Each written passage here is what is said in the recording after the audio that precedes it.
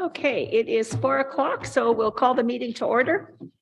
And the first motion is moved by Bill McDonald, seconded by Sherry Wan, that the agenda for the regular council meeting held October the 11th, 2022 be approved as, are there any amendments? No, there are not. So be approved as presented. Any discussion? All those in favor? Motion's carried.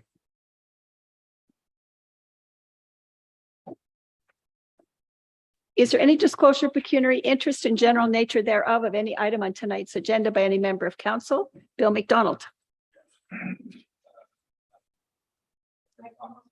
Put your mic on. Declaring a conflict on item number 7I, Osa Road closure, as I am a landowner on that road. Okay. You will give that to the clerk.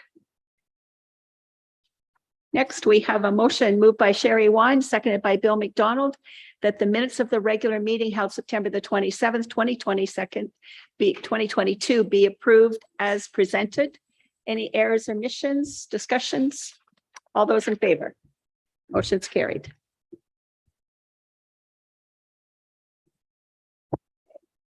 Mayor's remarks, just a couple. Congratulations to Chris Nelson and his wife on the birth of a baby boy On Sunday. on Sunday. So that big event of their life is real now. And I've heard that they have got a place to live now and will be moving to the Perth area. So that's excellent. You won't have to go back on weekends to Kitchener. Long drive. The roads department has moved into their new digs at the former barber shop. I went in today and just had a quick walk through. Beautiful little spot, nice and clean. We got furniture from the county, so thank you, county.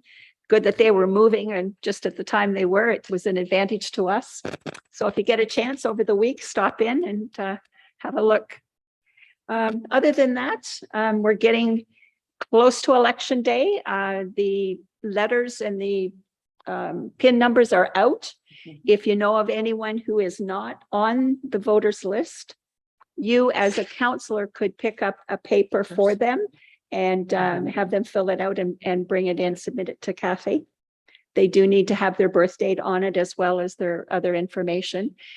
Anyone who rents or is a tenant of a property, chances are there have been missed. So particularly look at those folks because they have every right to vote as a homeowner does. So we need to see if we can help folks out. Other than that, anyone else have anything to add? Okay, seeing none, we'll move on to any deferred items. Nope. No. Staff reports, and our first is finance and treasury. Michael, and Aaron is with him as backup today. Okay. Our first motion is moved by Tom Dewey and seconded by Sherry Wan. The council received this tax sale report prepared by the treasurer for information purposes. Questions or comments on the tax sale? Go ahead, Michael. If any of council has seen the properties and thinks we should put a bid in, we can as well, just to remind council of that option. Is that something new? No, we've never done it before. They're here on tax sale, I think, for a reason, but it is an option. So we can, if there's a. I found something that I think is new, and that is there is a value, an assessment value to each one that was listed. Yeah, that is new last year, Madam Mayor. It's something that the regulations are requiring now, and it does give any potential bidders more information, although it tends to be more inaccurate than accurate, just because nobody's appealed, nobody's corrected the assessments on them. So Right. Not MPAC's issue, just nobody caring. Just a reality of the situation, right? Yeah. Victor? Thank you, Madam Mayor. This is just more to satisfy my curiosity than anything. There's the piece of property on Gig Road and on Warrington Lane there.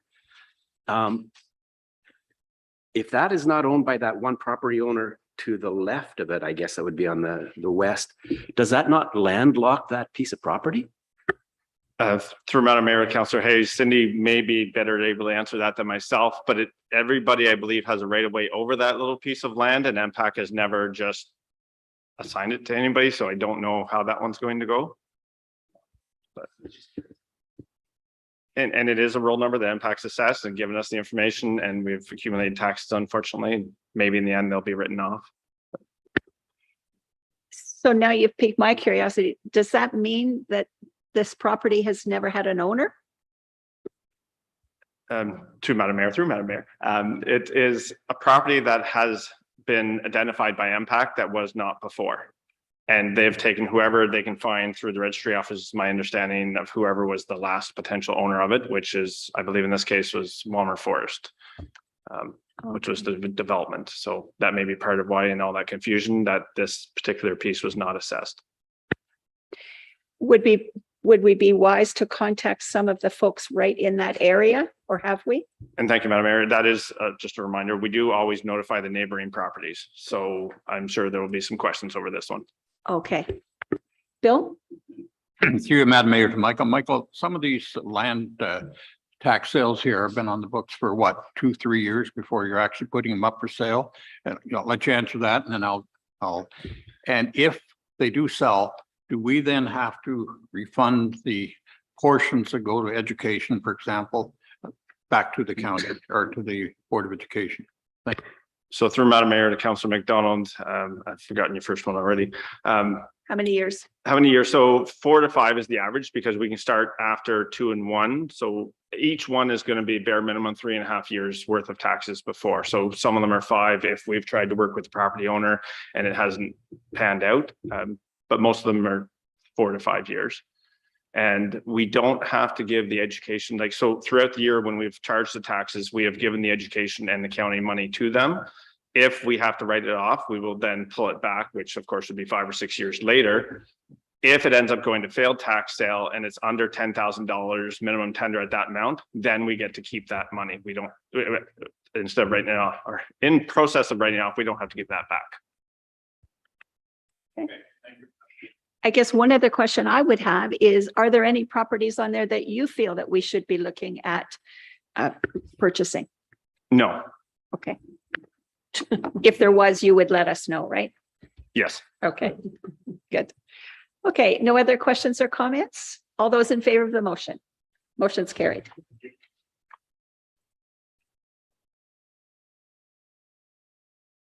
Okay. Development Services. Andy.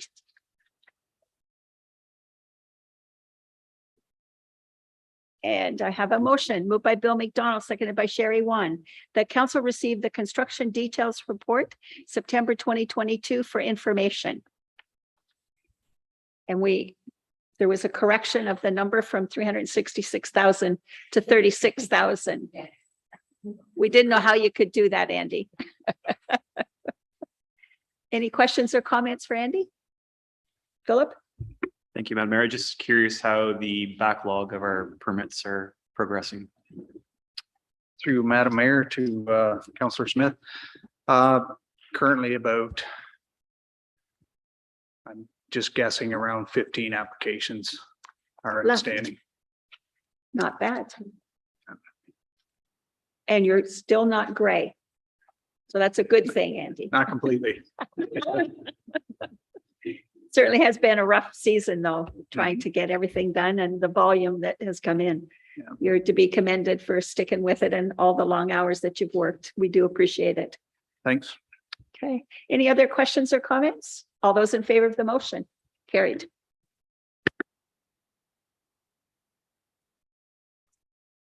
Okay. Next is Public Works. We have a motion moved by Bill McDonald, seconded by Sherry Wan, that council receive the Public Works activity report as prepared by the Public Works Manager dated October the 11th, 2022 for information. Comments, questions for Tyson? Okay. Okay, you and then Nikki. Through you, Madam Mayor, I've got several questions and comments. Some I've already mentioned to you was about the Township sign on the Arctic roads down, and you're going to react to that.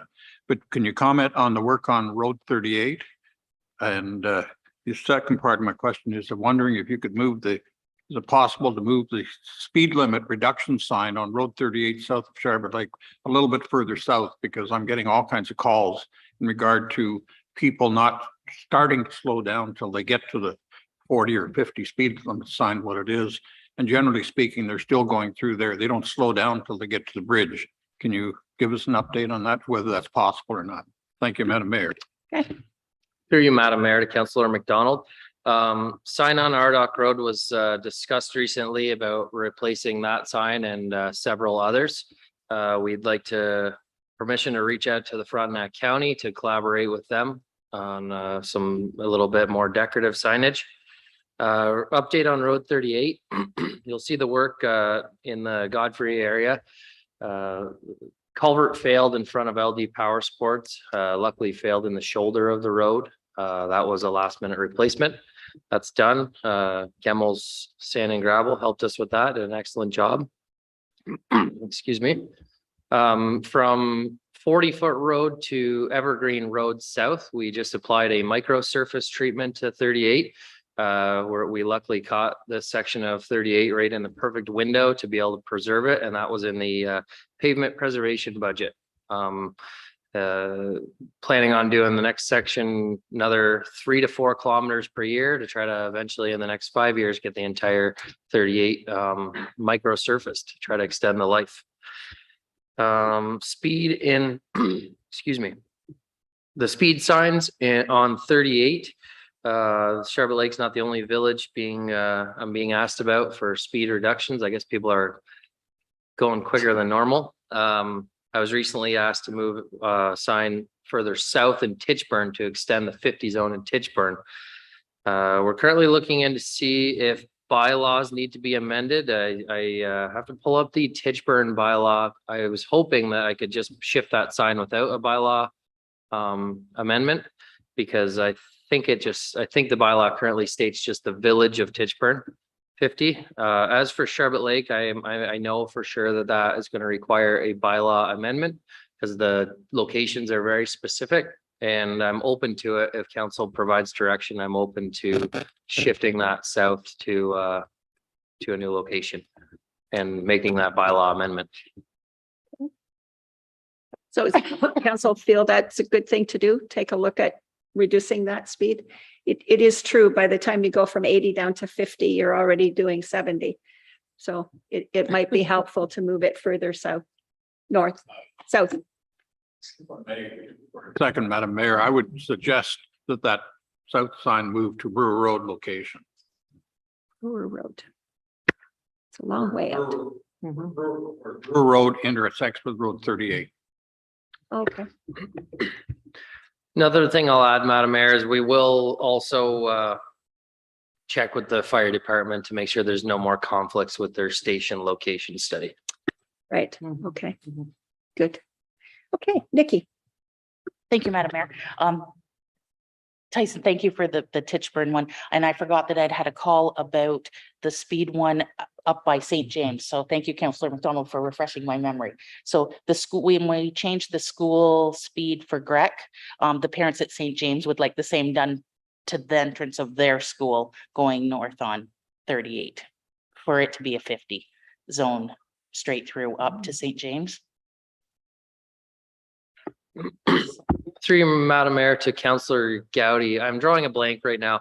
It does, when you're coming south, I think it goes from 70 right down to 40, or is there already a 50 there? There's a 50 at the top of the hill. Top of the hill 50. So then, Yeah. so if we've already got a 50, then that would be a fairly simple bylaw amendment. But I think Again- he's talking about going north. Yes. Sorry. The parents are concerned that it's 50 and then 40 at Grec, but 50 up through by St. James. They would like to see it stay 40 as a school zone right from one end of Grec to the St. James, the other side of St. I James. see. Yeah. Madam Mayor, that area from Charlotte Lake to number 7 is getting more and more densely populated and busy. Maybe this needs to be a bigger study. We could, first of all, I do ask for council's direction on on how to proceed. And I wouldn't make a suggestion that Vanessa Skelton and the engineering firm that we just worked with on Matthew Street They were very easy to work with too, and they could give us outside opinions too. So it's not all us trying to decide those speeds if that's interests council. Good budget for the next year. Also, it might be something that we might want to put on with the community policing committee.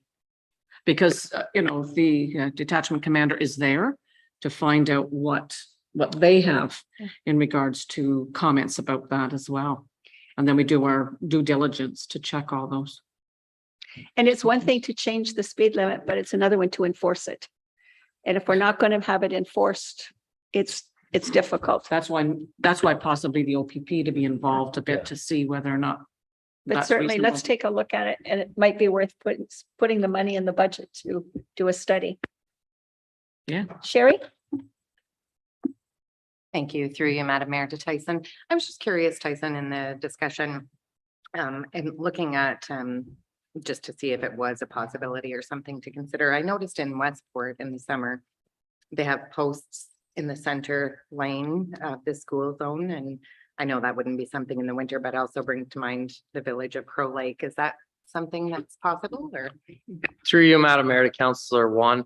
I would really support that idea. I've said it before in council.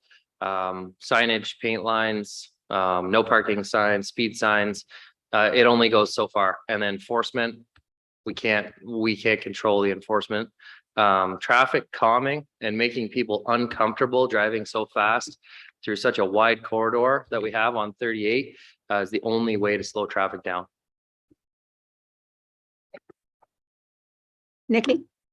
Thank you. One more question. When will, how long are you going to let it settle where you did the culvert replacement before it's paved? Through you, Madam Mayor, Councillor Gowdy, Gemmels has arranged for a subcontractor to pave that this week. I think the Bullard idea, I go to Westport and I avoid that street because it's not very welcoming. I can't see that happening on 38 highway, but maybe I'm out to lunch. Philip? Through you, Madam Mayor. Just I wanted to follow up with the rail crossing in Titchburn and whether there's going to be any remedial work done to try to take that hump off the, I guess if you're going south, there's quite a dip off the tracks. And also, I know there's a number we can call about the trains and how long they're staying on the crossing or how long they're blocking the road. But I don't know if there's something the municipality can do as well, because the last couple of weeks, there has been horrendous delays of up to an hour of the trains sitting on the tracks. So if there's something we could do, that would probably help as well.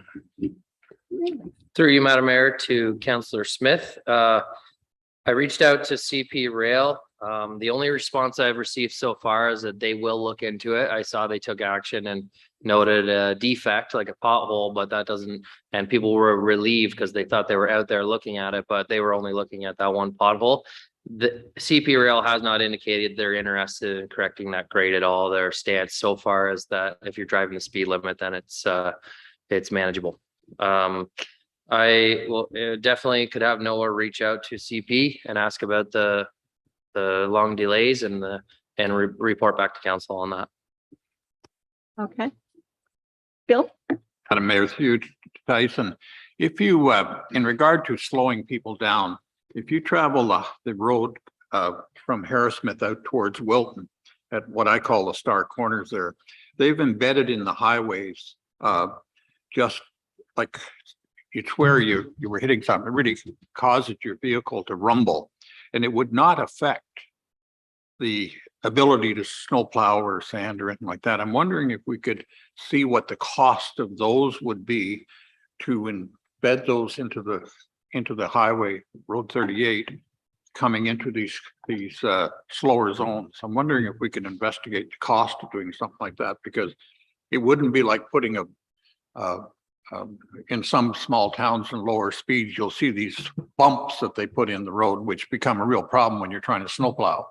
But these things, just if you happen to be dazing and you hit one of those, you immediately wake up. So I'm just wondering if we can investigate that. Thank you. Absolutely, Councillor McDonald. Like a rumble strip or something, I think they call them. Okay. Lots of good stuff. All for the budgets for next year too. I noticed you keeping good notes. Okay, anything else for Tyson? If not, the motion that I read, all those in favor? Motion's carried. Thank you, council. Thank you, Tyson. All right, we are at fire and emergency services, and I think Chris is on with us. Yep. So Chris is a little under the weather, but there he is. He's not in Florida. Are you in Florida, Chris? Actually, no, I don't want to be there either, but Okay, we have a motion moved by Tom Dewey and seconded by Sherry Wan. Whereas the Municipal Act 2001, SO 2001, Chapter 25, as amended, the Municipal Act and the Fire Protection and Prevention Act 1997, SO 1997, Chapter 4, as amended, the FPPA authorize a municipality to establish a fire department to provide firefighting and fire protection services and for participating in an emergency services program.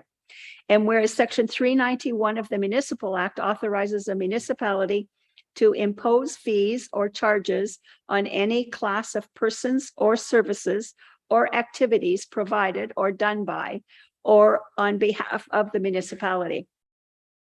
Now, therefore, it be it resolved that council receive the report titled Established Fire and Emergency Services Fees in Central Frontenac for information and consider passing the Established Fire and Emergency Services Fees in Central Frontenac bylaw later in the meeting and further consider passing a bylaw to amend bylaw 2022-25. Discussion. So these would be new fees that we haven't had before. Victor. Thank you, Madam Mayor. Through you, Madam Mayor. In the bylaw, section 3.1, it states that it's about motor vehicle accidents, and it specifically states that if it's a non-resident who is at fault, they can be charged. Does that mean that residents would not be charged for those services, or is that just an oversight? through you, Madam Mayor, to Councillor Hessett. I guess it could be called an oversight because we are looking at both resident and non-residents for that sake. Yeah. Thank you for pointing that out. Okay, Bill. Through you, Madam Mayor, I read the whole report and I assume that we're talking about the fees also at this point. My question, Chris, is how many people do we have qualified to do the inspections and actually dictate the fees that might be attached to the inspections? Through you, Madam Mayor, to Councillor McDonald. That would basically be me, what would be doing the inspection side of it. As far as the burning bylaw, the crews can have the fees also put towards that. But as far as inspections go for buildings, that would come through me. Yeah. He's qualified. Okay. Tom? Your worship, Chris, a couple of questions. First of all, with respect to the transitioning, what about the island naming? I know that we're in the process of doing this. Is that going to have any impact on the transitioning? Or how is that going to be worked in later? And the second thing is with regards to the charges that you listed here, how do we compare with other municipalities, other rural municipalities with respect to these charges? Through you, Councillor, sorry, Madam Mayor, to Councillor. As far as the fees go, I don't know what the fees are in the surrounding municipalities. This is one that I've used from a previous municipality I worked at.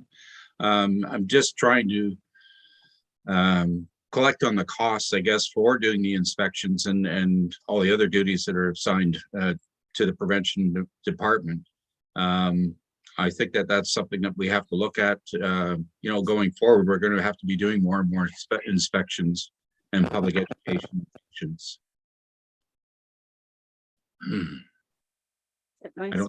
Your first question, I'm forgetting that. Sorry, I'm not doing 100% here. So go ahead and ask me again. What was your first question again, Tom?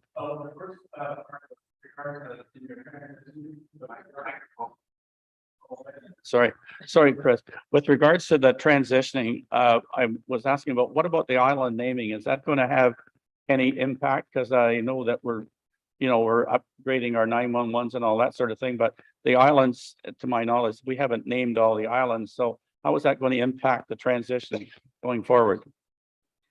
Through you, Madam Mayor, to Councilor Joey, that will take some time. There's no question that the naming of the islands has to be in agreement with all the residents that are on the islands, if there are residents, and then it has to go to a board in an Ontario board in Toronto to approve that. So I see this process is going to be taking like quite some time, and then we have to do the civic numbering as well. So it's going to be well over a year at least. Okay. Any other questions or comments? Okay, seeing none. All those in favor of the motion? Motion's carried. Thank you, Chris, and feel better soon. Thank you. Thank you, Council. I still have a cough for 3 weeks now, so. All right, next is the Next Generation 911. Moved by Sherry Wan, seconded by Bill McDonald. That council received for information the CAO Clerk's Administrative Report entitled Next Generation 911 Authority Service Agreement, and further that council authorized the mayor and CAO clerk to sign the Next Generation 911 Authority Service Agreement on behalf of the township. Questions or comments? And Cindy's here to answer. Me. Oh, it's okay. It's the, yes, it's the CAOs and Sorry. all the Frontenacs. It's the same, we've done the same report. It's the same 911 gen, we're working with the county on, so. Okay. All right. Question, Bill? Yes. To you, Madam Mayor, Kathy, what's the time frame? Are we looking at a couple of years before this is actually effective? I would expect it'll be a couple of years, yes. Okay, any other, oh, Philip, go ahead.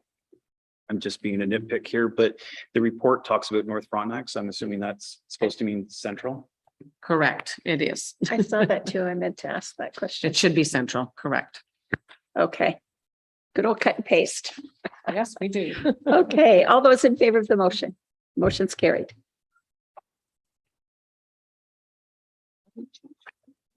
Okay. Next is change in council and committee of adjustment meeting schedule. Motion moved by Sherry Wan, seconded by Bill McDonald. The council received the report entitled Change in Council and Committee of Adjustment Meeting Schedule prepared by the deputy clerk for information. And further that the proposed change in dates to accommodate the election of the new council and the training requirements for council and committee of adjustment are hereby accepted and confirmed. Questions or comments? There'll be lots to learn for committee of adjustment for brand new members, for sure. If I can just add a few items to the report.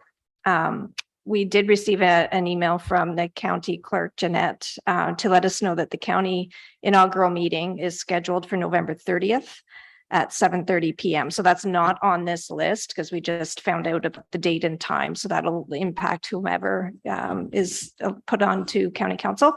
The other thing I wanted to just advise council on was we do now have the agenda for the first joint orientation session, which is November the 9th. And that session will deal with accounting from 5 o'clock. It'll be KPMG to cover financial overview for council. And then after dinner, there'll be presentations from Tony Fleming and Greg Dobney. And they will cover legal issues for council, employment, labor law, planning Act 101 and conflict of interest. And then at 8 o'clock, it'll be Brian Anderson from Intact Public Entities, a road specialist dealing with joint and several liability related to roads. So that's the agenda for the first joint session on November the 9th. And that's in Verona? That's the one in Verona, yes. At And the there'll be dinner Lions Club. between 6 and 6:30. Nine. November 9th. Hunting season, I know. I know. You'll have to just clean up and get out to the meeting. And we have a council meeting on the day before and committee of adjustment the day after. So it'll be a fun week. So you better shoot your deer early so that you're done hunting and you can get busy with all these meetings. Okay, just like that. Okay, any other questions or comments about the motion? All those in favor? Motion's carried. Thank you, Cindy. She's not done. Yeah, she's got the road license. All right. Yeah, Yes, thank you that's- anyway. Okay. This is the Mueller Road closure.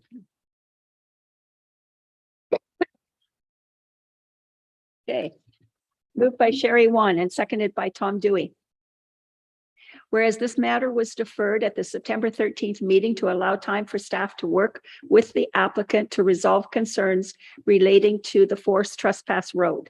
And whereas the deputy clerk and public works manager have met with the applicant, now therefore be it resolved that council authorize staff to proceed with the road closure request on the basis that the forced trespass road will remain as is with no land exchange contemplated.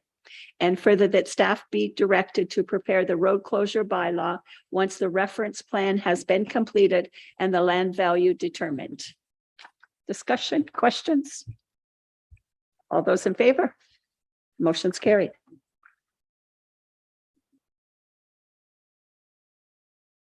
Okay.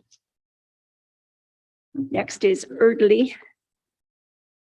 Moved by Tom Dewey, seconded by Bill McDonald, that council approve in principle the recommendation of the CAO clerk to close part of the unopened road allowance between concession 10 and 11 Kennebec as applied for by David Christopher Erdley, and that we proceed to a public meeting to close the said road allowance before passing said bylaw. Any discussion? All those in favor? Motion's carried.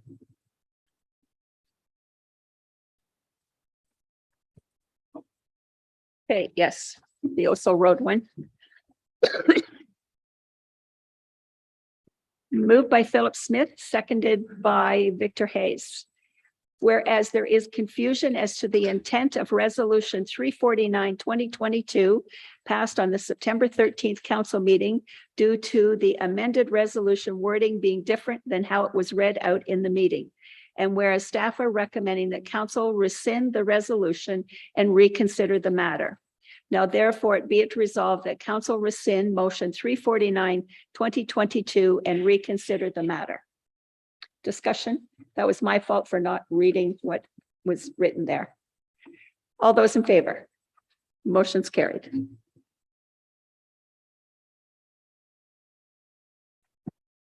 Okay. Now we have motion moved by Victor Hayes and seconded by Philip Smith.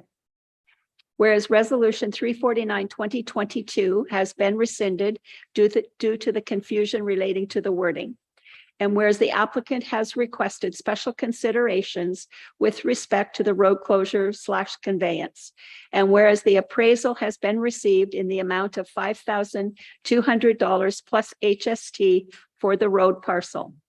And whereas the applicant and staff are seeking clear direction from council as to whether the applicant should be given any financial consideration for the circumstances she has detailed with respect to her situation. Now, therefore, it be it resolved that staff proceed with a road closure and conveyance with Ms. Drucker on the basis that she pays the appraised value of $5,200 plus HST and all legal, survey, and administrative costs associated with the closure. And further, that Ms. Drucker agrees to proceed with the road closure and conveyance, that council agree to grant an easement for Hydro One Network Inc. for an underground buried hydro service along the K&P Trail, provided that the township shall not be responsible for any costs associated with the easement, and that the terms of the easement be satisfactory to the county of Frontenac, which manages the trail. And further, if the applicant does not wish to proceed with the road closure and conveyance, the staff may proceed to notify Hydro One Networks Inc. that it may proceed with an above ground easement on the road parcel as originally requested. Any discussion? Pretty clear motion this time. Philip.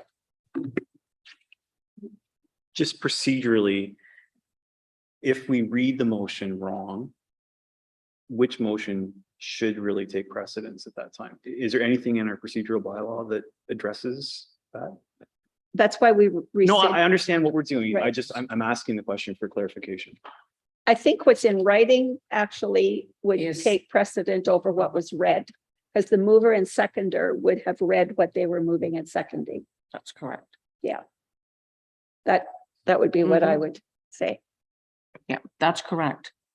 But I think because the applicant has voiced some concerns to better understand what it really meant, that's why we've rescinded it, And to make it clear. to make it very clear.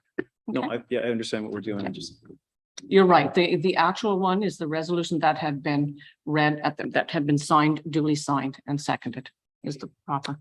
Okay. Okay. All those in favor, oh, Victor, go ahead. Thank you, Madam Mayor. I believe that it was part of our intent that if Ms. Drucker goes ahead with the purchase, Mhm. that we would almost offer a guarantee that there would be no easement, hydro easement across it. And I don't see it in the resolution. No.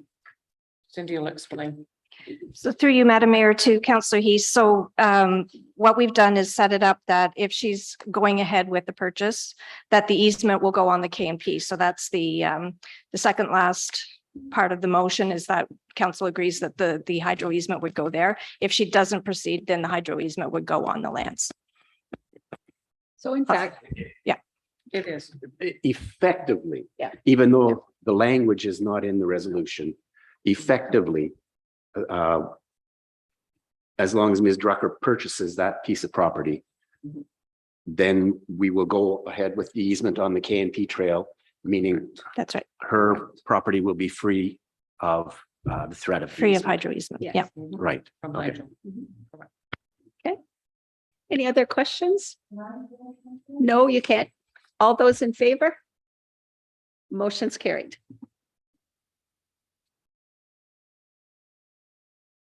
Okay. All right, we have a motion concerning the Trails Committee. Moved by Philip Smith, seconded by Victor Hayes, that the minutes of the Central Frontenac Trails Committee dated June 29th, 2022 be received for information. Any discussion? All those in favor? Oh, we should bring Bill back, yes. Yes. He's eating all the cookies in there.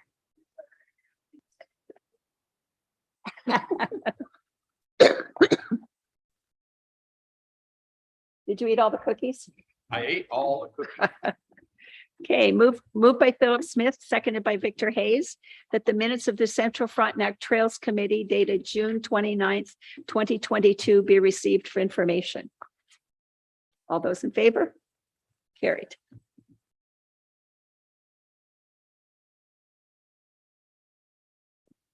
Okay. Moved by Victor Hayes, seconded by Philip Smith, that the minutes of the Washroom Facilities Committee dated September 22nd, 2022 be received for information. All those in favor? Carried.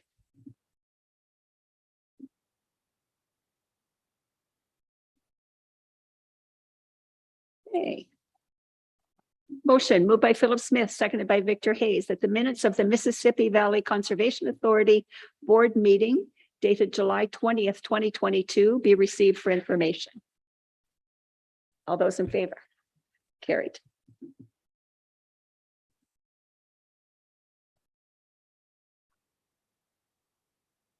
Okay. That the minutes of the, moved by Victor Hayes, seconded by Philip Smith, that the minutes of the Rideau Valley Conservation Authority Board meeting dated July the 28th, 2022 be received for information. All those in favor? Carried.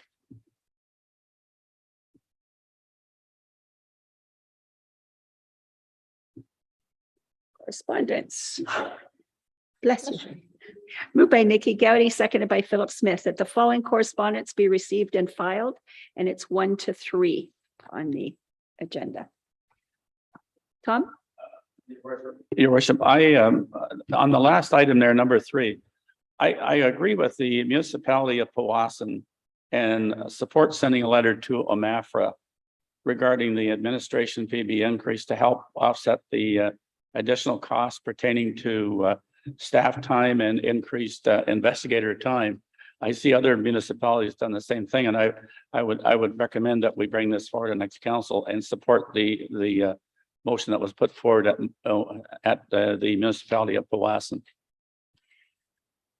Kathy, do you want to just speak to this? What are Is they that- asking for? That's not something I saw coming up later, is it? No. What they're looking for is any of the wildlife damage. I think like, for instance, with wolves and stuff like that. I would have to ask Michael how many we actually have, had sent out, like any of the livestock evaluators. I don't know there's been that many here in our municipality, whether or not, it's up to council certainly to support someone else's resolution, if you wish. But I mean, we would pay out so many fees and that would come forth on the accounts. And Michael hasn't mentioned to me any kind of overage or extra costs in regards to having the livestock evaluators out at all. So, Because when I read it, they've increased the fees for the person that does the investigation substantially, but they've only increased the fees to the municipality from $30 to $50, I believe it was. So there's only a $20 increase in that. And I understand what you're saying, that it may not be a big problem here, but in other areas in Ontario, probably is a big issue, So I don't know how many we get killed by wolves around here, but I only thought it was a good idea to support it. If we're not spending a lot of money on it, we don't feel that's good, then let's leave it. Okay, Bill? Actually, a few years ago, if you recall, people who were raising sheep were infested with coyote. The population increased tremendously. There was a tremendous amount of killing of sheep by coyote, because when they get into a sheep pen, they don't just kill one and eat it. They kill as many as they can in a period. So the ministry actually did look at possibly changing, because a lot of what the municipality can change is from the dog license that they pay. They collect to pay the farmers, depending on who the stock evaluators go out, and they'll give a price as to what the animal that was killed. And I don't think the fees will ever arrive at the full amount of the value of the animal that was killed, but I have no problem supporting a letter if you want to bring a motion. Can I forward the suggest next time. that we do a little more investigation before it's a lot of administrative time to send these letters to so many people. Can I suggest that we pull that letter and ask staff to bring back a recommendation? Sure. Based on what our costs are and what's happening? Worthwhile here because we don't have that many incidents, but I thought overall in the province, it might be very important to other municipalities. Yeah, sure. I agree with you, your mayor. Okay, so we'll do that instead of. Okay, so all those in favor of the correspondence motion carried.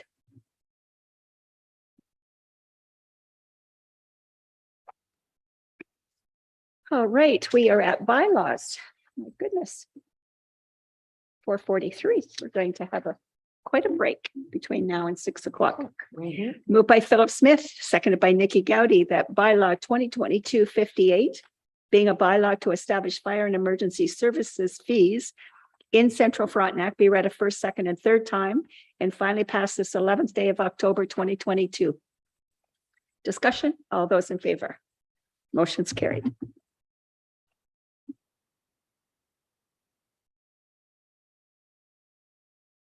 Right.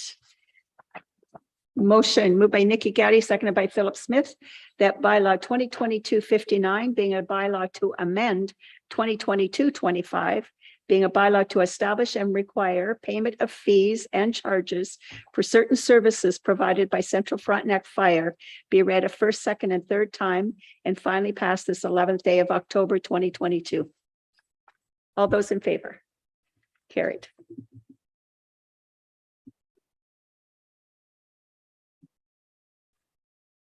Okay. So, Notice of got motion. that. Are there any notices of motion? No, there are not. Any giving of notices of motion? No, Any new or other business? no. So no closed session? And there's no close, correct. Okay, so this number 20, It'd be the public meeting. so and I That's don't 6. adjourn, right? No. Not yet.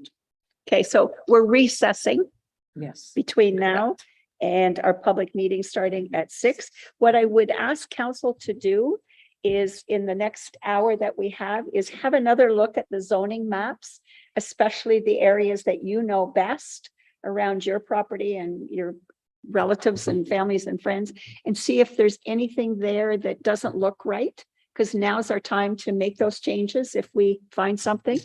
So if we could all sort of grab a table spot and have a look, that would be very helpful. Madam Mayor, do we have a record of the people who have been holding off doing zone changes, and if those requests been incorporated in this mapping, as far as you know? Because they have to, Yes, they have. there have to be an official request for a zone change Mhm. before they would be incorporated. Correct, and they are, and I think there's names and making comments are already in here as well, in your package, yes. Correct, they have Okay, been. so at this point, let's recess this meeting and we'll reconvene at 6 o'clock. We can shut off.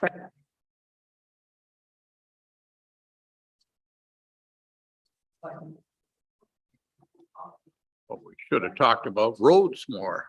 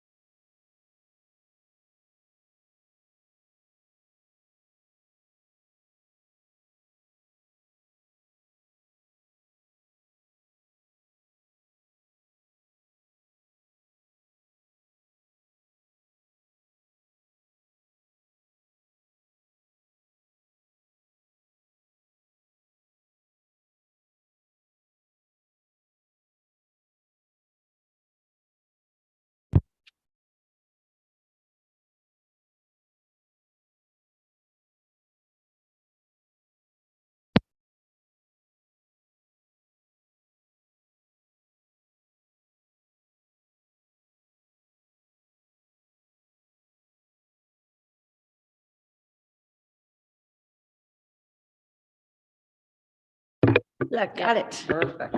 Excellent. All right, we're going to start again. We're going to call this public meeting to order, and I want to welcome everyone here tonight. Tonight's meeting is a statutory public meeting held under the authority of Section 34 of the Planning Act. This meeting was also advertised in accordance with the requirements of the Planning Act. The purpose of the meeting is to consult with the public on the draft of an update to the township's comprehensive zoning bylaw. The township has worked on preparing a draft amendment to the zoning bylaw for several months now. The draft bylaw reflects input and recommended changes from the County of Frontenac, several agencies, council, and members of the public. The update is a requirement of the Planning Act and follows from the recent approval of the official plan for the Township of Central Frontenac. The format of the open house is as follows. It's not open, public meeting. So Pardon? saying open house is public meeting. Oh, sorry. The format of the public meeting is as follows. Glenn Tunnig, our planning consultant, will make a presentation on the draft zoning bylaw. Members of the public may ask questions during or after the presentation. Any member of the public may also make formal presentation after the consultant's presentation. Before you ask a question or make presentation, I would ask that you state your name and address so that this can be recorded by the clerk. This will protect your appeal rights under the Planning Act. I am required by the Planning Act to advise you that if you do not make an oral presentation or submit written comments before the amending bylaw is passed, you will not be entitled to appeal the decision of the Council of the Township of Central Frontenac to the Ontario Land Tribunal. And I will now ask Mr. Tunnig to make his presentation. Thank you very much, Madam Mayor, members of council, members of the gallery, and those online. It's certainly a pleasure to be here and to talk about your new zoning bylaw or the amendment to the zoning bylaw. I would be remiss if I didn't at the very first thank your staff who have worked many, many hours to help make this bylaw a very good bylaw. So thanks to Cindy and Charlene. Charlene spent a lot of time working on the schedules over the last couple of weeks or so. So thanks very much to staff. A lot of the material you've already heard, so I'm going to try and move through the presentation fairly quickly. And certainly, if there are any questions, as you said, we can entertain those questions. So so Cindy's going to help me out here. So zoning bylaw is a bylaw passed under the Planning Act to regulate the use of buildings, structures, and the use of land, but not building materials. Why an update? As is indicated, we are required by the Planning Act to update the zoning bylaw within 3 years of the approval of your official plan. It's also an opportunity to modernize the bylaw and to respond to public interests. The final product is an update to bylaw 2011-52. And all of the schedules will be replaced by new schedules. The revised bylaw is a consolidation of all the amendments to 2011-52. And it's also incorporates a lot of input from the public, as mentioned by the mayor. We have prepared a planning report September 30th, which reflects or provides comments and responses to many of the comments and submissions that were made at the open houses that were held by the municipality. The appeal process is set out in the Planning Act, as indicated by the mayor. You have to participate in the planning process if you want to appeal the document or part of the document. Appeals only apply to the amendment. They don't apply to anything that's not changed in the bylaw. And any appeal goes to the Ontario Land Tribunal, and ultimately it's their decision on what should be approved or not if there's an appeal, but only on those elements that are appealed. And if anybody appealing the bylaw must provide planning rationale. It's not that I just object, you have to have planning reasons for appealing. Moving on to the structure of the bylaw, it's fairly common across Ontario to have a structure such as you see before you, the administration, compliance, definitions, general provision zones, and the schedules themselves. The administration section really says this bylaw applies to throughout the municipality. It provides the provisions for applications to enable your building official to know whether the development in question complies with the bylaw or not. The compliance section, section 2, is probably the most important section of the bylaw in the sense that any development that occurs in the municipality must comply with the zoning bylaw. That's what that section says. The definition section is fairly extensive, and it contains words that are not typically defined in the dictionary, words or phrases as the case may be. So those are defined. We have added new definitions again to reflect the reality of today's circumstances in the municipality and the move towards a more energy efficient society as well, such as adding a definition for an electric vehicle charging station. So we've added a number of new definitions, and we've revised a number of the existing definitions to keep the bylaw up to date. Because the intent here is to have a document that's going to last you for another 5 to 10 years without any significant revisions. Moving on to the general provisions section, this section sets out provisions that generally apply to all of the zones. So rather than repeat them in each zone, making the bylaw 3 or 4 times the size it is, it's a section that deals with a number of universal requirements. The general provisions do provide new provisions for adapting to climate change by providing for permits or alternative and renewable energy systems, solar collectors, geothermal systems, wind turbines, providing exemptions for such things as air force heat pumps, net zero energy buildings, which is once you want to encourage electric vehicle charging stations, and encourages such things as local food production, one community gardens, and backyard domestic livestock. Moving on to affordable housing, the bylaw provides for what are known as ARUs, additional residential units, which means that if you have a single detached dwelling, as an example, in downtown Sharpet Lake, you would be entitled to have an extra unit in that principal dwelling, as well as the unit in the rear yard, again, subject to having the lot size that's large enough for parking for that unit and for servicing of that particular unit.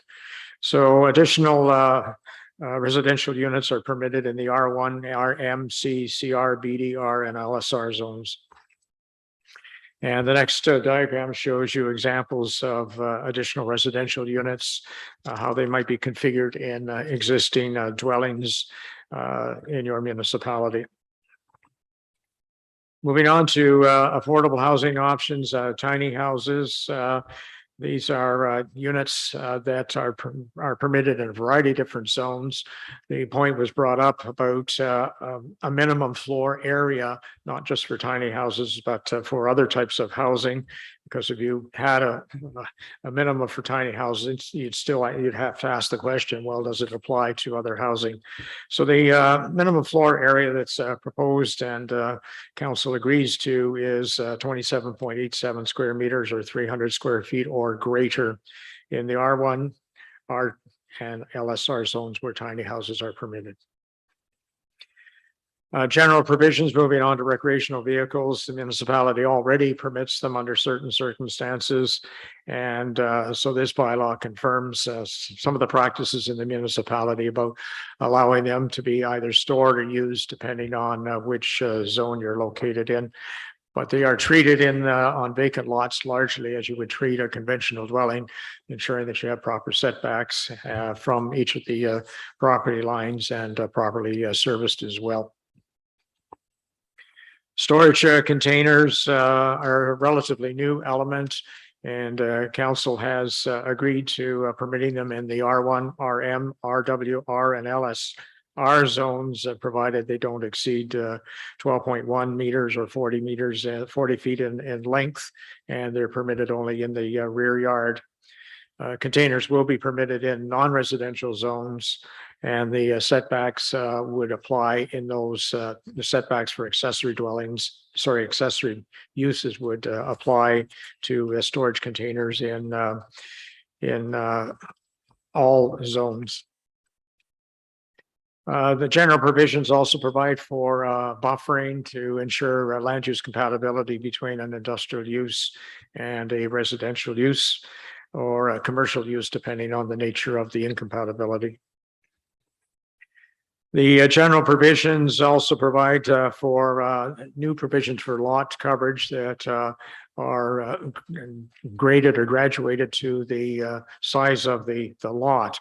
And the sizes are very generous. So it means that effectively on a residential lot, a waterfront residential lot, you could have a building of a main dwelling of up to 4,036 square feet or 375 square meters.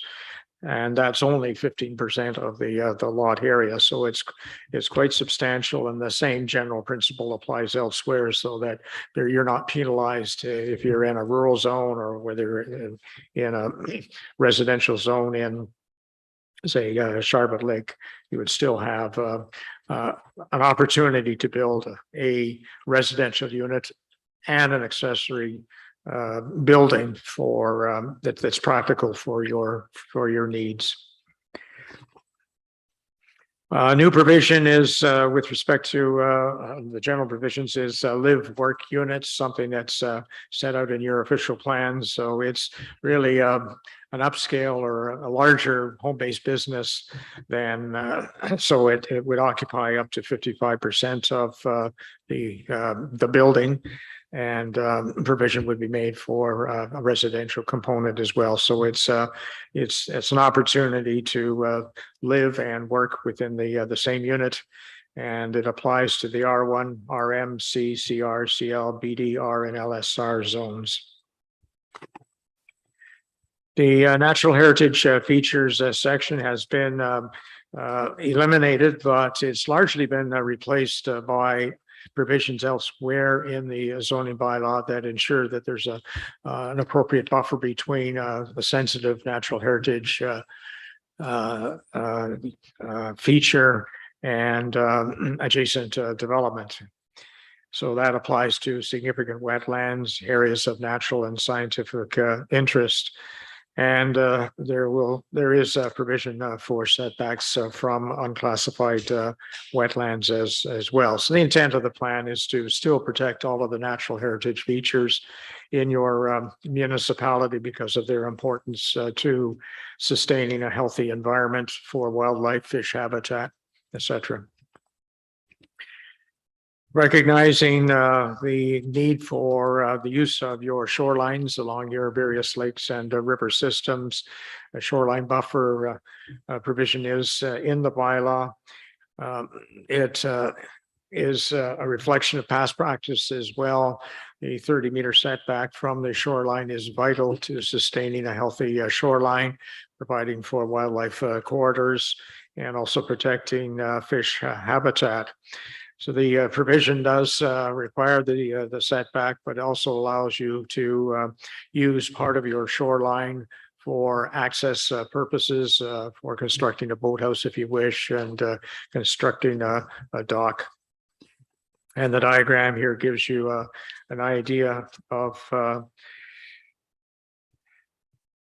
how it would apply to a particular lot. So on a residential property, the proposed amendments would allow for 25% of the shoreline to essentially be cleared for purposes of access, building a dock, a boathouse, or a beach area.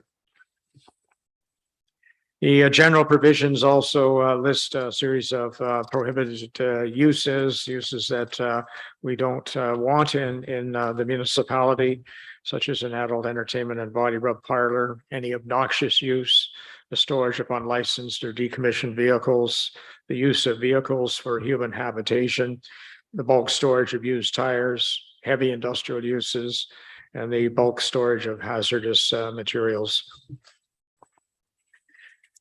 There are temporary temporary use provisions that have been slightly modified in the bylaw to allow for temporary sales for or rental offices, i.e. for a model home, and to provide for temporary accommodation for immigrant farming employees if that happens in your municipality.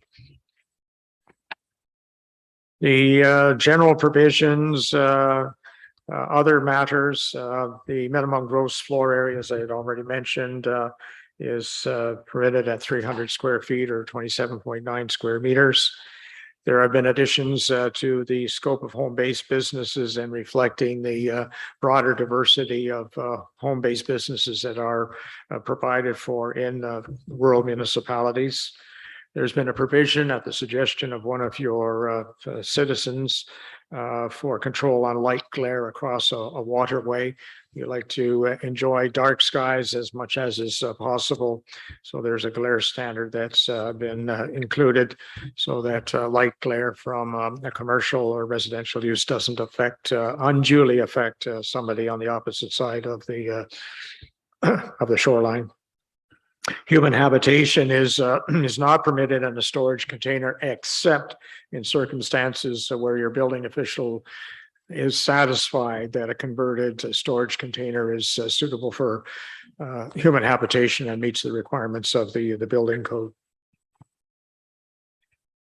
Section 5 applies to zones. There's no change to the number of zones in the bylaw.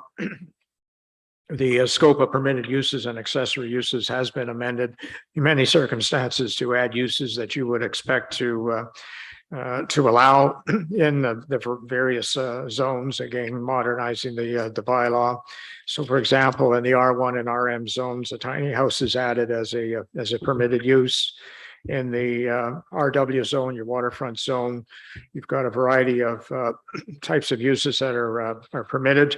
And I've noted here that as a result of an amendment to your official plan, the minimum lot area is reduced in the rural zone from to 0.8 hectares from 1 hectare, and the lot frontage is reduced to 77 meters from 91 meters. And provisions are made, new provisions are made for increased frontages for narrow channels. Moving on to the commercial zones, there have been changes in these zones again to add a number of new uses and to control refreshment sales vehicles.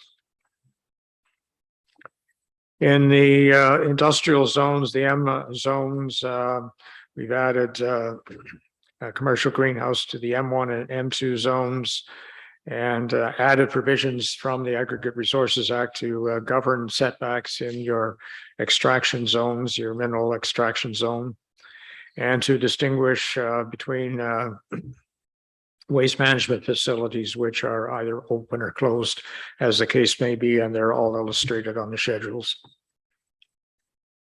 In the rural zone, there's been an addition of several new permitted uses, such as an animal shelter, brewery, camp, communications facility, conservation uses, construction yards, et cetera, et cetera. Again, all uses that are typically found in a rural area. And I've noted before the reduction in the minimum lot area. The EP zones, there's been quite a bit of work done with respect to reclassifying the environmental protection zones for distinguishing between areas where organic soils prevail and therefore create a construction constraint, if you wish, that in some cases can be overcome by engineering practices, good engineering practices. We also distinguish parks and conservation areas in a separate type of EP zone, provincially significant and locally or regionally, locally significant wetlands. They also have their own EP zones.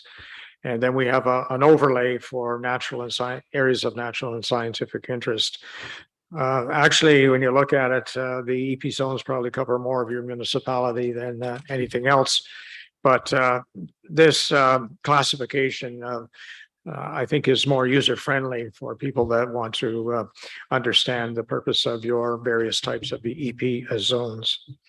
Your OS zone is a zone for open space, and the community garden has been added as permitted use. Your heritage zone, the H zone, there are no changes. That's the zone that applies to heritage buildings in your municipality. And similar to the R zone, a number of uses have been added to the LSR zone, and the minimum lot area there has also been adjusted, reduced to 0.8 hectares from 1 hectare. The zone schedules, as I indicated at the outset, have been revised in a major way, thanks to the work of Charlene and Cindy and Crystal and so forth. And we've, amongst other things, put names or labels, more labels on the schedules to identify specific features, whether it's trail systems or conservation areas or lands that are candidate areas or settlement, part of the settlement areas for the Algonquin Anishinaabe indigenous group. So I pleased to say that I think we've accommodated pretty much all of the public input in one way or another. The planning report, which council has had in their hands for a week and a half or so, indicates how we've responded, as I say, to input or questions raised by the public. Where to from here? There may be some final revisions arising out of today's meeting, but I think we're pretty close to having a final product. And the way it will work is I'll have an kind of a summary bylaw at the outset of your amendment, which will say that red script means changes to the bylaw, or reflects changes to the bylaw, as does the script, the stroke through of the script, indicating parts of the bylaw that have been deleted. Now, your final bylaw will be different from what you see here, because you can appreciate with the deletions and so forth, it'll actually reduce the size of the bylaw, and there'll be challenges with reformatting, including some renumbering and whatever. But essentially, that's the document as it stands, Madam Mayor, and we're open to any questions. Thank you, Glenn. I think as many times as we hear the presentation, we see something new, or it reinforces what we thought about something. So we're going to open it up. If there's any member of the public, I think what we'll do is have you come to the microphone up here. Tom will turn it on. Is there any member of the public who'd like to come up? You are number 1.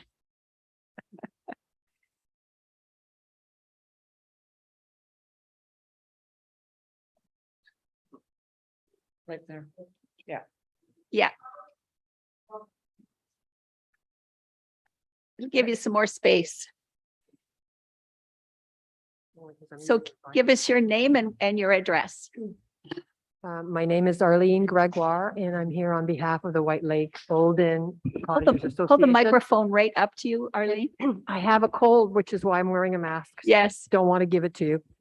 My name is Arlene Gregoire, and I'm from White Lake. I represent the White Lake Cottagers Association, and my address is 1214 Sport Lane. And I have I submitted a written comment earlier. There was a loose end, so I thought I'd come to speak to the loose end. A last minute change. First, thank you very much. You have been extremely supportive in our hammering out our best protection to keeping the pristine waters of White Lake pristine. And I have to commend this council, as well as the consultant, Mr. Township, for doing a lot to further our goal to protect the lake. I've worked previously for a municipality, and it's difficult to address everybody's needs. And despite all of that difficulty, you've managed to do the right thing with respect to White Lake, and I have to thank you for that. There was a last minute change in the provisions in the exception, and it was the addition of public utility as a permitted use. And I asked Mr. Township as to the rationale for that, and he explained that Hydro One has requested that it be inserted in order to ensure that running their power lines to the various residences, in our case cottages, is considered a permitted use. And my thought on that was, it's really incidental to the dwellings. I mean, the principal use, the permitted use of the lands within the waterfront area is dwellings. And how you bring a service or how you have water, whether a well or it's piped in from the lake, it's an incidental use to the dwelling. It just flows from having a dwelling, so that we don't really need to have a public utility listed as a permitted use.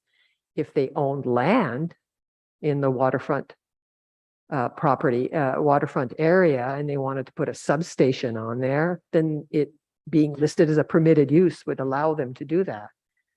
But to string the lines, which is what they've explained, to me, it's an accessory use, if at all, if it needs to be in the zoning bylaw as a use. And it's just driving here, it hit me, it's an accessory use. Because the last thing we want is to have a substation established within the waterfront area of White Lake, because there's always a potential for contamination, and it's the people who go in and out would be transient. They wouldn't have an understanding of what it takes to maintain the pristine waters of that lake.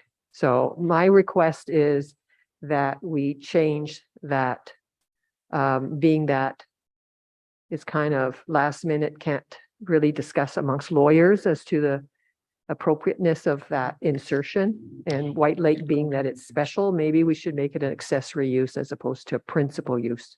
Let's hear what Glenn has to say. Thank you very much.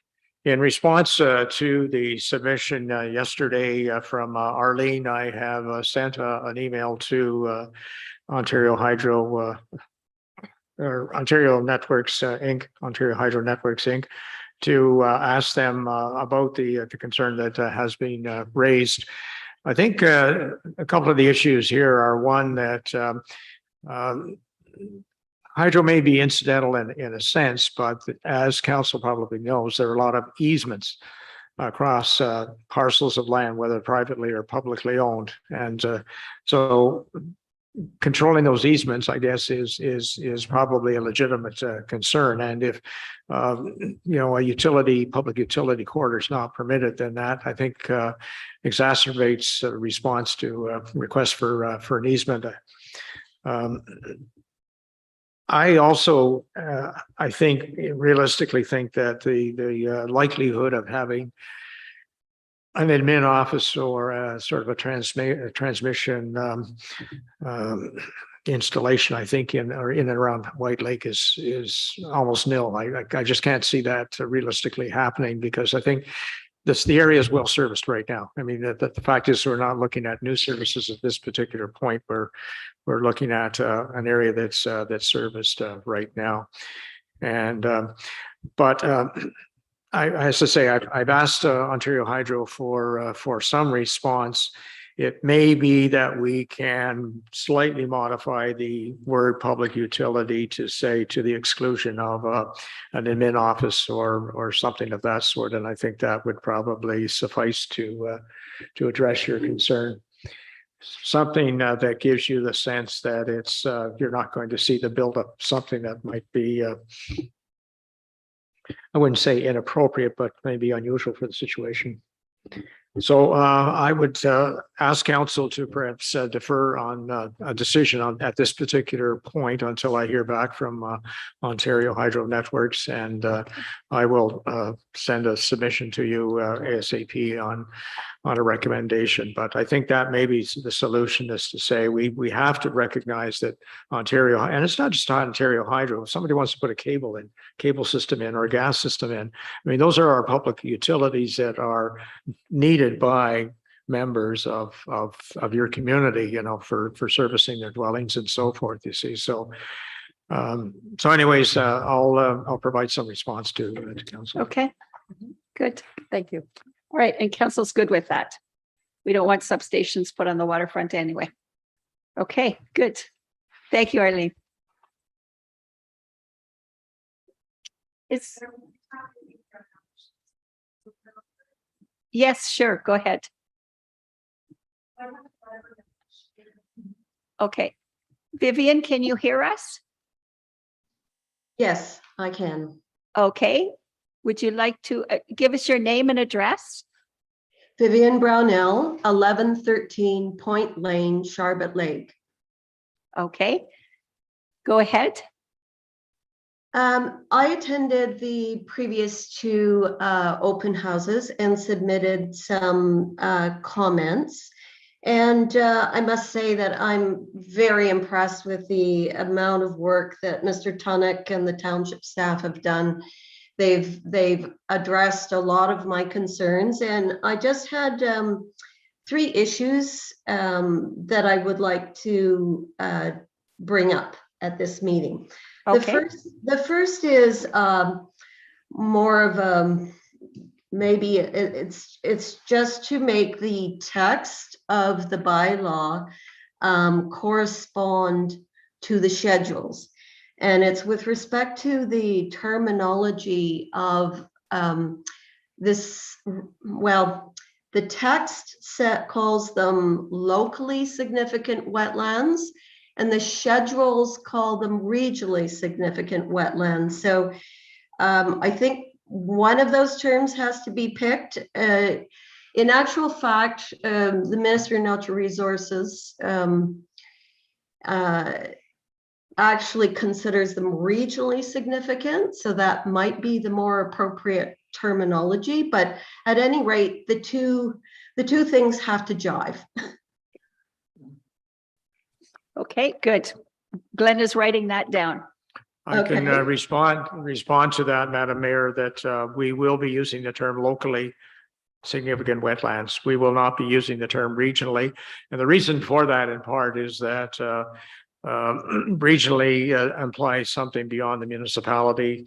It's of significance to some other organization, as opposed to locally significant means it's significant to Central Frontenac. Okay. So if the schedule will be modified if necessary, I thought the change had been made, but maybe it hasn't. So we will be calling them the locally significant wetlands to correspond with Okay. the OP. Okay, and your second point, Vivian? So the second point was with respect to the minimum setbacks for areas of natural and scientific interest. Now, in Glenn's presentation, he had mentioned that there was the deletion of the section on natural heritage features, which was formerly 4.25. But he stated that all of the aspects that are required under the provincial policy statement had been incorporated in the existing bylaw. However, I could not find anything that included the minimum setbacks, which are actually required for areas of natural and scientific interest. So there is a section that addresses wetlands, but there's no mention of the ANSIs. Okay, Glenn's having a look right at this moment. It is included. I checked that in the bylaw. We do have the 120 meter setback for ANSIs. It is in the bylaw. It takes me a while to Where is find it. It See, was this from is- there from before, I believe, Glenn. Yeah. I don't think that's new. I think that setback was before. Well, you see, the problem is the section, there was a whole section deleted. And then, you know, these setbacks were included in one section, and the stuff on natural heritage features is kind of scattered throughout, and you have to dig for it, which is okay as long as nothing is missing. And it's very important that the bylaw is not contrary to the provincial policy statement. No, we are providing, as I say, I can't put my finger on it, but it is in the bylaw because I checked it. So we do have that setback for areas of natural scientific interest. Okay. Okay, and your third point. So the third point was about short-term rentals.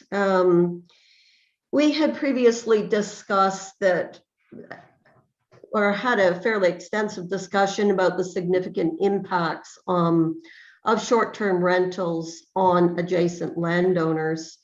And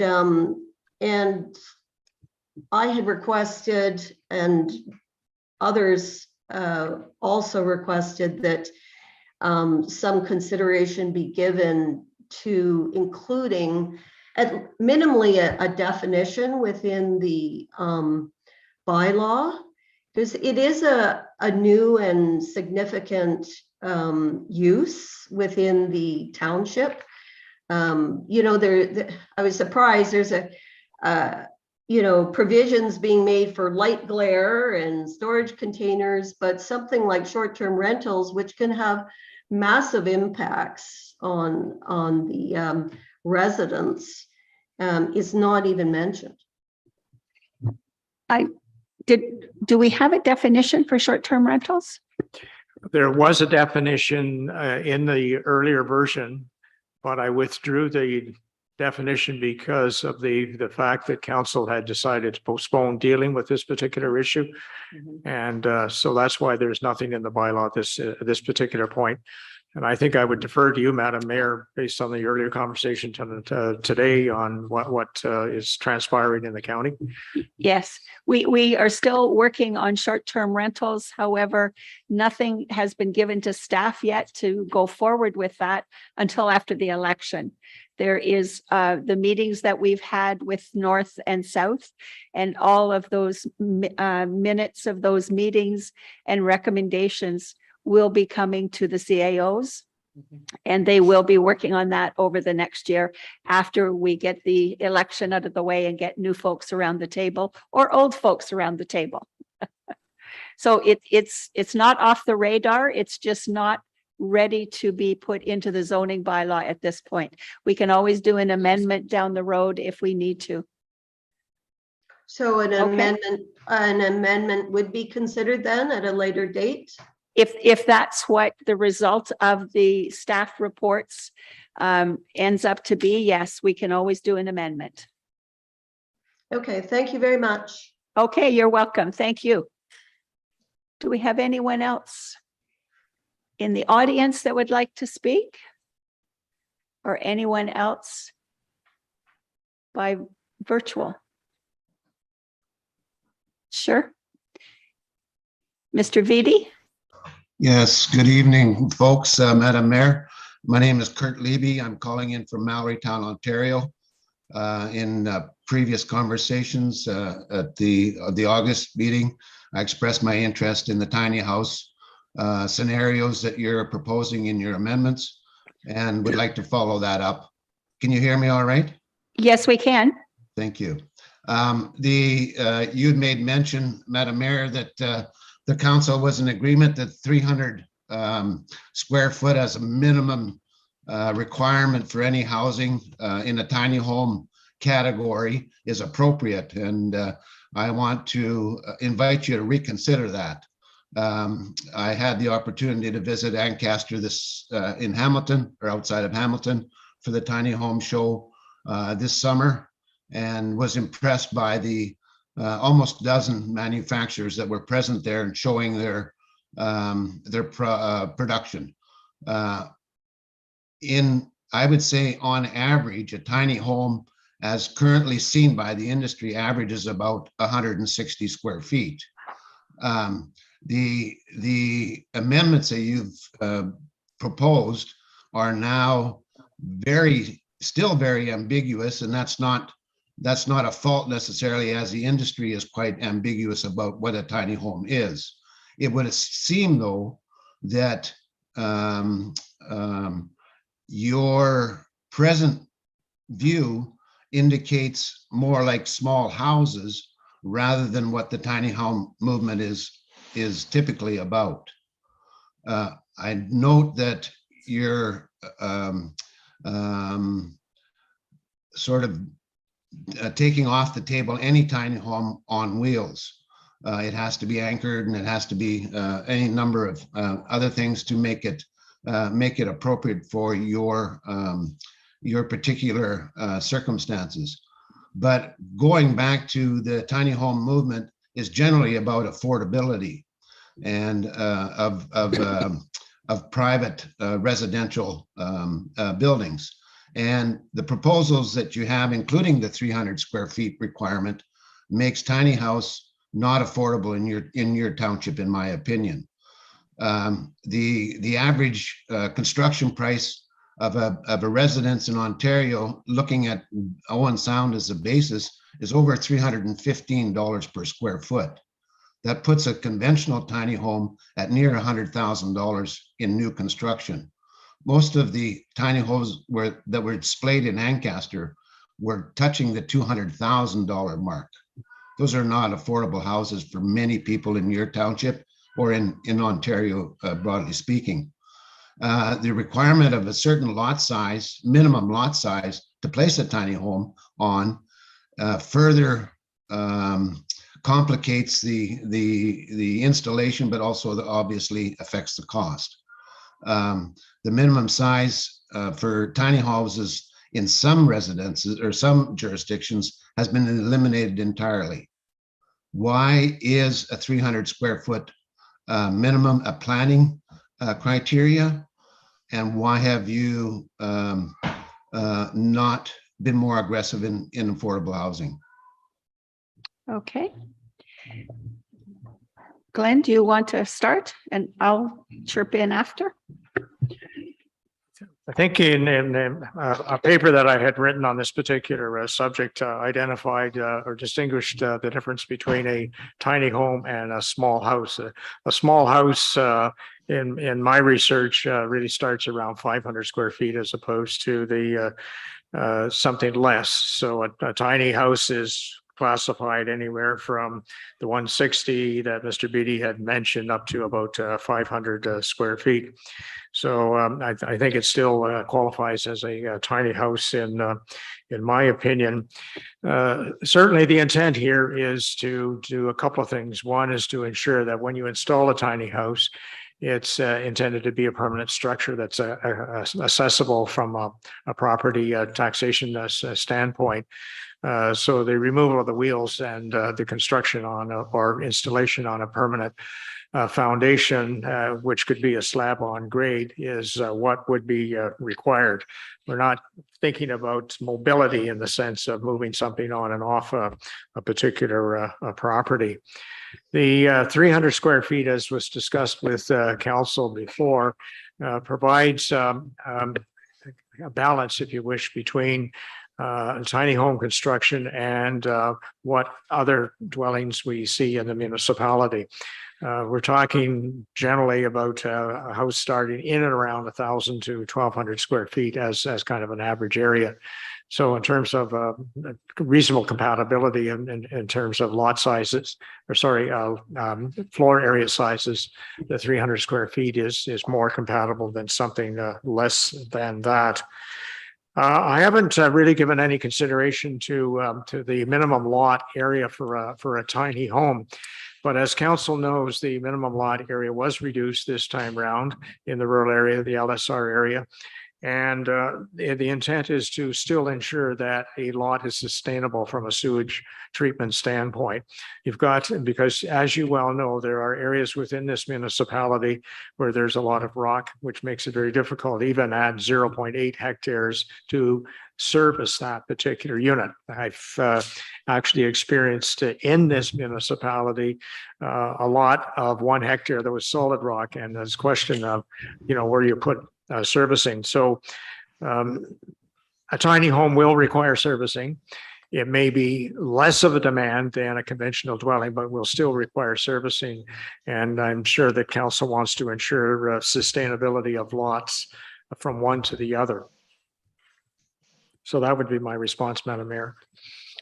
Does anyone on council have anything to respond? Victor? Thank you, Madam Mayor. And another thought that I have about the minimum lot size is if we start severing lots that are smaller, and then if we allow them to have wheels, they pull their trailer, their tiny house off. And now what do we do with this undersized lot? And it now becomes unusable for a conventional structure. Yeah. So I think we need to maintain our minimum lot size. That'd be my thought. And just a question, if someone were to decide to do a subdivision of tiny homes, could that 300 square foot be reduced by a subdivision approval or a condominium approval process? The answer is yes, Madam Mayor. I mean, certainly this document is not etched in stone. It's a document that's designed to control development. And the document can be amended as the circumstances require. It's not to say it's going to be arbitrary. It's going to be based on good planning principles. So if you do, as has happened in Kingston as an example, if you do propose to have a tiny home subdivision, you could look at the circumstances in terms of servicing, in terms of access, in terms of the size of lots and so forth. So in fact, it could be smaller than 300 square feet. That's correct. Okay. And I think that's important to note. I think council looked at the quality of life for people who are going to be invested and be living in these homes. 160 square feet is not very big to call home. So 300 feet, I think we felt was something that would certainly be more livable, more comfortable, and just a better thing for our residents than 160 square feet. That's pretty small. We've got lots of space, and certainly 300 square feet would fit on the size of properties that we're talking. Okay, thank you very much. And again, if you want to do a subdivision of tiny homes, we can take a look at making them smaller. So we'll plant that seed. Okay, is there anybody else online that wishes to speak?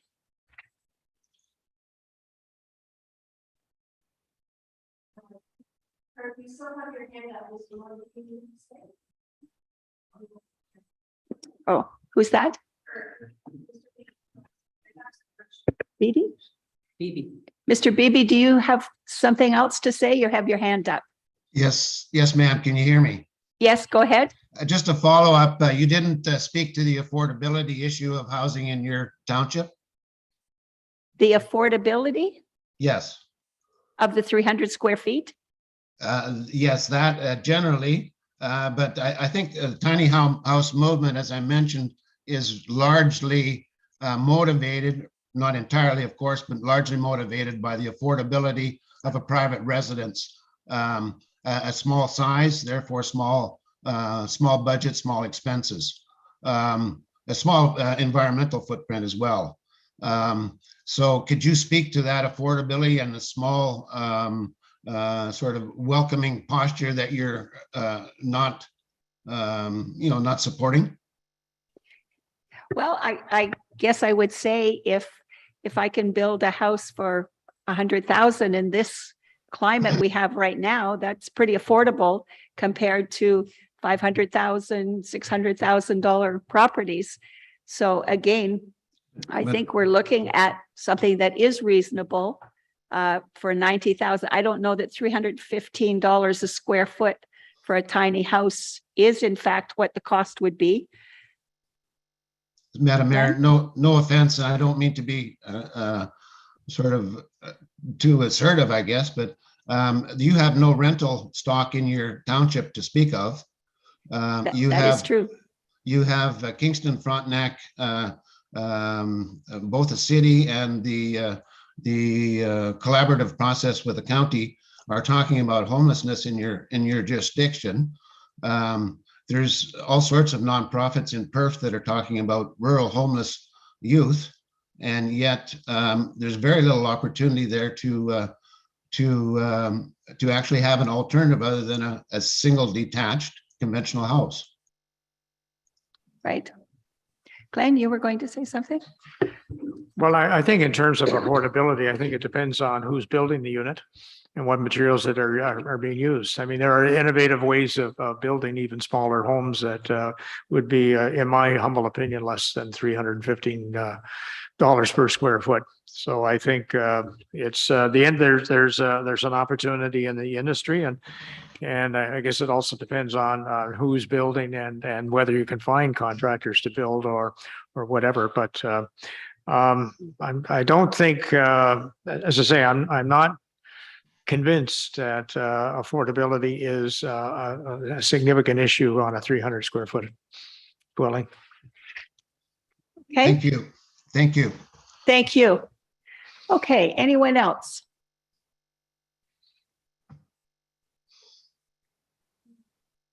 Okay, no one else? Anyone else in the audience tonight? Okay, well, thank you all very much for your input. And again, this has been a good process in that people have been giving us their ideas and are not afraid to come and say, this needs to be something different. And we thank you for that. It's not an easy job to put something in place that's going to make everybody happy, or we'll do everything that needs to be done. If there are some zoning things that aren't correct, we will fix those. Zoning bylaws are made to be changed.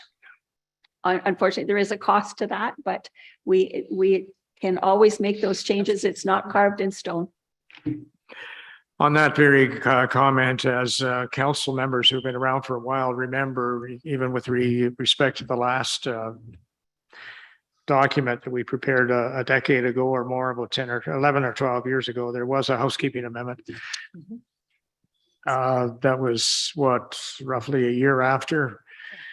And that was to make some adjustments, some fine tuning based on the practice. And I think the same will occur here, is that you've got to work with the document and see how it applies on a day-by-day basis. So there may be some issues that might have to be dealt with. And I don't think that the fact that a housekeeping amendment might be required is any different from any other municipality after a short period of time. So it's a comprehensive, it's a lengthy document. So you can never have an absolutely perfect document because you don't know what circumstances may arise that may trigger a question. Well, how does the bylaw apply, or did the bylaw really anticipate this kind of a development? So I'm not making excuses. I'm saying that the reality is that you can never anticipate in advance everything that's going to happen in your municipality and whether your bylaw is going to be able to deal with that. Yes, we have been around the table long enough to know that. And Glenn, Well, thank you very much for working with us. It's been great to have you back and to get through and get the answers that are very understandable and the reasons behind why things are the way they are. So I have a motion moved by Victor Hayes, seconded by Nikki Gowdy, that council receive the planning report prepared by Glenn Tunnick and the public comments from the public meeting. All those in favor? Carried. Now, is there anything else to come before council before we have our adjournment? Seeing none, I have a motion. Moved by Philip Smith, seconded by Nikki Gowdy, that bylaw 2022-60 being a bylaw to confirm the proceedings of the regular council meeting held October the 11th, 2022, be read a first, second, and third time, and finally passed this 11th day of October 2022. And further, this meeting be adjourned until the 25th of October 2022, said meeting to be held at the Soldiers Memorial Hall, Garrett Street, Charlotte Lake. All those in favor? Carried. We are adjourned at 6:55.